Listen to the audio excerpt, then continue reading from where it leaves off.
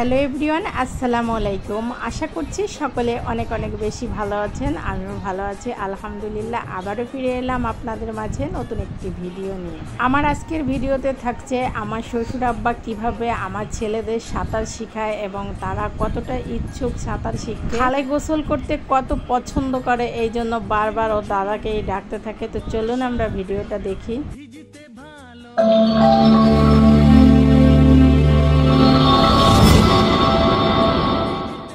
যেহেতু আমার ছেলেদের কলা গাছ দিয়েই সাঁতার শেখানো হবে, এই জন্য আমরা সর্বপ্রথমে চলে যাচ্ছি কলা বাগানে। আর আব্বা একটা কলা গাছকে কেটে নিয়েছে, এখান থেকে একটা খণ্ড নিয়ে নিবে। তাজিম তো মাশাআল্লাহ এতটাই খুশি হয়েছে যে খালে গোসল করতে যাবে, তাও আবার সাঁতার কাটবে আরও ওর দাদার সঙ্গে। যাই হোক, আব্বা একটা কলা গাছ কেটে নিয়েছে খুব সুন্দর করে, আর এখন নিয়ে খালে চলে যাচ্ছে। তো আমার আগেই চলে যাচ্ছে সবাই, আমি একটু দেরি হয়ে গেছে, তো আমিও এই যে বেরিয়ে গিয়েছি, চলে যাচ্ছি খালের কিনারায়। দেখা যাক ওরা কি করছে।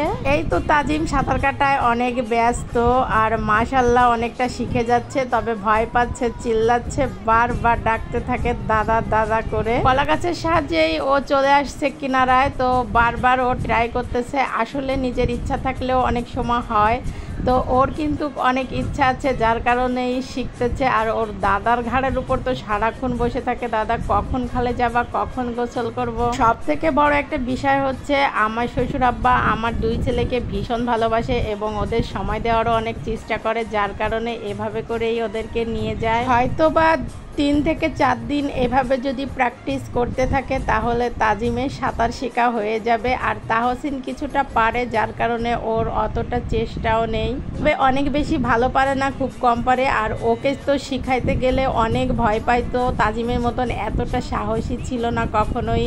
মোট কথাটা হচ্ছে তাহসিন একটু নরম আর তাজিম একটু শক্ত, এই জন্য ওর কাছে সব কিছু সহজেই সাকসেস হয়ে যায়। আমরা দুপুর 12টার সময় এসেছিলাম আর খুব মেঘলা আকাশ ছিল।